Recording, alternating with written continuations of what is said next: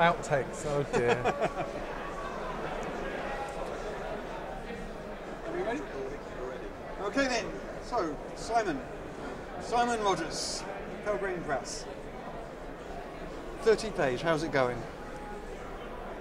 Very, very well, yes. Other than selling through the first print run, the difference with this game appears to be that it's developed a very large online community and an organised play programme, which has been very successful. So it's probably our most played game, as well as obviously being our most purchased game, that loads of people are playing it, everybody's playing it.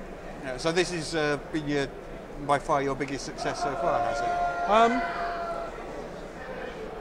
Yes, I think it's certainly the one I've heard about. Yeah, Trail of Cthulhu has certainly sold more copies overall, but in terms of a burst of sales and what appears to be an evergreen feel to it, I think 13th Age will continue to be certainly our best-selling and I think most played game, which is the most gratifying thing. You've got a range of products coming up from it. The bestiary is coming up very soon. You've got some previews online, I've seen.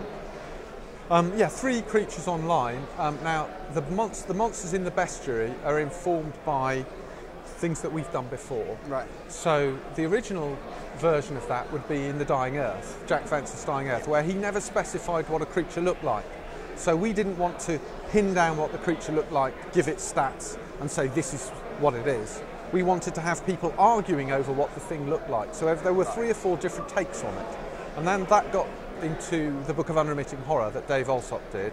And then that moved into Trail of Cthulhu. So each mythos entity, instead of being the traditional one that everybody was used to from Call of Cthulhu, you'd have a choice of 3 or 4 new takes on it. And again, that got drawn into the bestiary. Right. So the bestiary, I think someone just said, every monster is like a mini campaign. Sure. But the difference with the 13th Age one is that Rob Hainter has gone through and made absolutely sure that every single one is also a joy to play in a combat.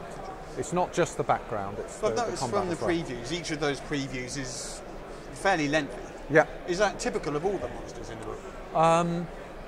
I think the Naga is the longest in the book, but most of them are about the length, about 3,500 words. Because you include all sorts of things like plot hooks, variations as you just mentioned, all sorts of various bits and pieces in there. The difference is, we do have all those elements, but as far as combat is concerned, you'll have a stat block that big, instead of say 4th edition it'll be that big. Right, yeah. So each monster has 2 or 3 shticks, interesting things that it does, but you can just see and run those very easily and straightforwardly. The backgrounds are for planning your adventure and tying them into all the icons as well.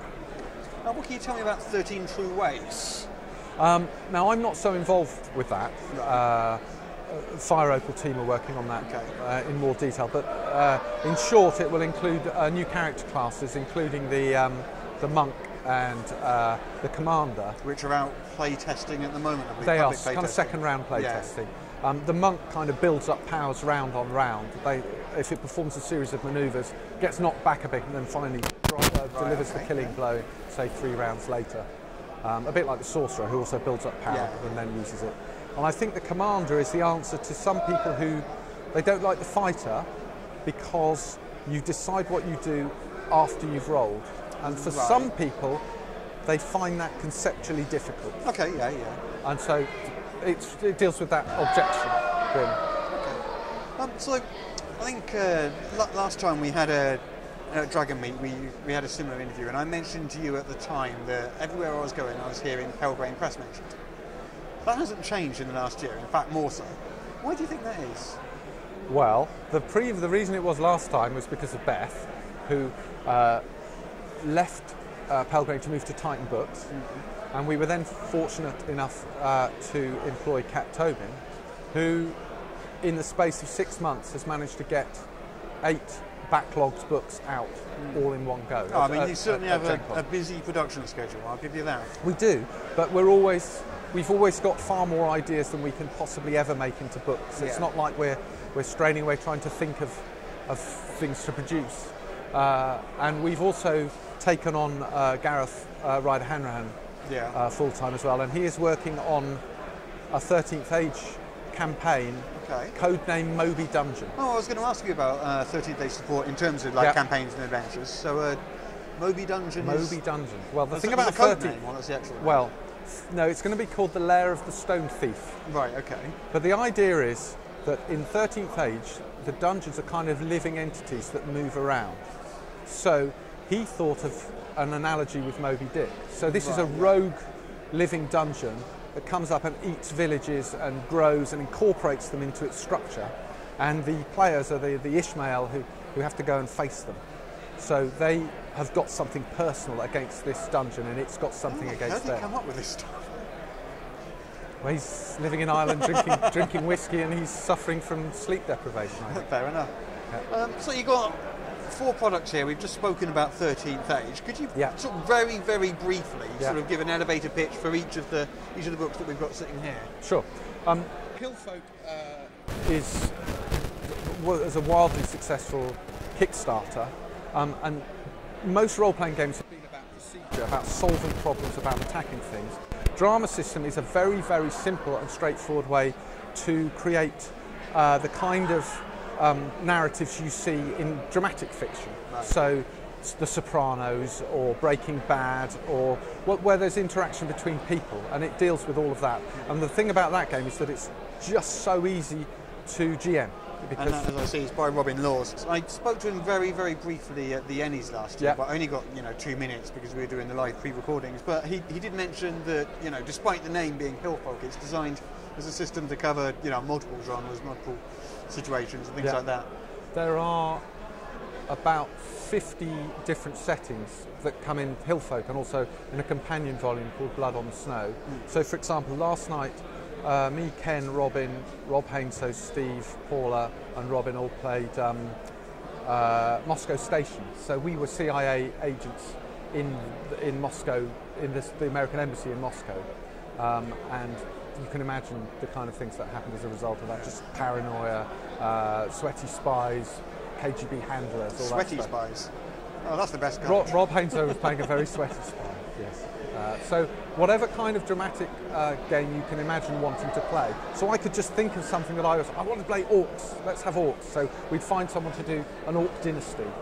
The leader's just been killed, you're all fighting over who's going to be the next leader. Cool. So all of those things, any setting you can imagine, it's probably being done.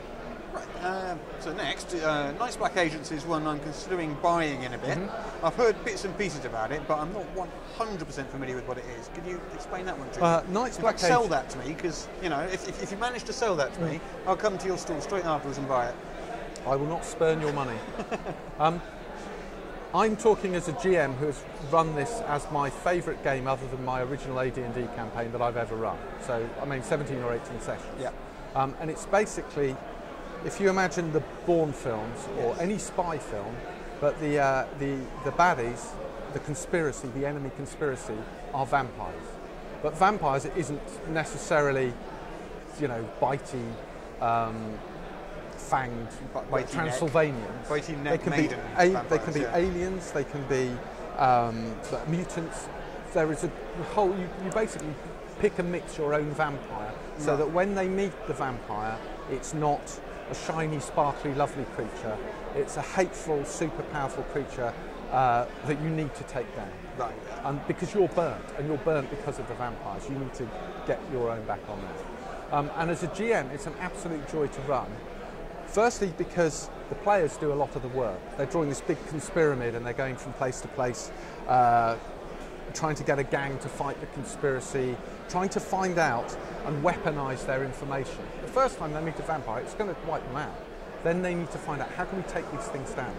And they do it gradually. They're better at tradecraft, the vampires are better at fighting. So they have to be clever. Right. And one of the other differences is, in this game, characters are super competent. They're not tripping over their feet, they're really, really good. But the enemy is more scary. Yeah, so the vampires in this really are proper evil, Right. We're not talking Edward Cullen or... No. This is a reaction against that. Right, okay. If we see a sparkly vampire, we kill it. Fantastic. Yeah. And finally, we have a Western-looking book here. Yeah. I think I know someone involved with that one. Yes, this is our go-to game. we've played this a lot. So our go-to game, if we haven't got another game planned, Steve will run some HOOT Trail for us, which is, I think, probably more funny if you're British than if you're American, because we have to do the accent. You have to do that. We have to. Is that compulsory part of the game? Well, when an American guest comes over to play, they have to do a British accent. That's the rule. So there'll be someone from, like John Stravopoulos played someone from Liverpool, and it was his accent was as bad as ours. It's just the rule. So. Yeah. So this book, it's really, really simple. Only half of it is rules. It's an OCR D20 game, possibly more towards the Western than the fantasy, but you still can play with steampunk elements and all those other kind of Wild Wild West things. And the rest of it is a setting that Kevin Culp wrote and an adventure. So really easy pickup game. So I'd recommend that.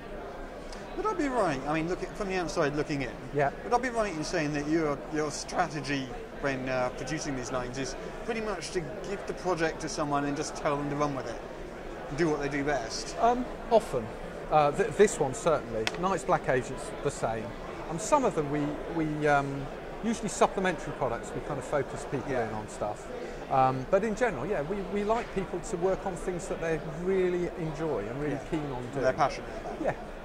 I mean, do people tend to come to you with these things, or do you seek people out with an idea that you already have? Or? Well, because I've got Ken and Robin and Gar, we kind of have an annual brainstorm at Gen Con. Yeah. And we come up with ideas. And Ken is an idea factory, so it's not like we have any issues with that. But other than that, people just email me and say, "Oh, can I write something for you?" And I say, "Well, what are you interested in? What do you know about? What do you want to write? What can you write?" Yeah. And then they come up with stuff like HOOT Trail, like the New World that Bill White is writing. Yeah. And Will Hindmarch is working on a post-apocalyptic game. Can't remember what it's called. Oh, Raised. Oh yeah. So, and Kevin Culp's doing Time Watch. Oh yeah, Time Watch. Yeah. Almost slipped my mind. What can you tell me about Time Watch? Well, Time Watch is a game where you play Time Watch agents. Well, I did make a joke when Kevin first mentioned it. Isn't that a time? I don't know. It's not a joke, is it? It's up to your usual standard. Yeah. That's all I can really say. So you play agents from any point in history going to fix the timeline where it's broken. And because it's a gumshoe game, it doesn't actually matter how you do the thing you do, because the points just sit there. So you can colour it however you want. If you're a saurian creature from a parallel timeline and you use thought energy to find information, it's fine. The rules don't care if that's how you've done it. And he also has a token-based economy where you gain refreshes. Your abilities refresh by doing things that are appropriate to the game. But you also have to be really careful not to cause time paradox. So the equivalent of sanity in Trail of Cthulhu in this is paradox, and if you'll start to fade away if the paradox gets too high. Well, so like Back to the Future style, disappearing from the photograph. The only other thing I'll mention is that in most gumshoe games there's a thing called preparedness, whereas you just make a roll and say, "I've got this thing with me," right? Yeah. Which is less plausible it is, the higher you have to roll. In Time Watch, you can say, "I turned up here a week ago and I left put this behind you." I'm up on the roof with a sniper's rifle, and I'm going to take this guy straight out of Bill and Ted, I think. Yeah. Straight out of the playbook. You can play it fairly gonzo if you want. Yeah. Oh, fantastic!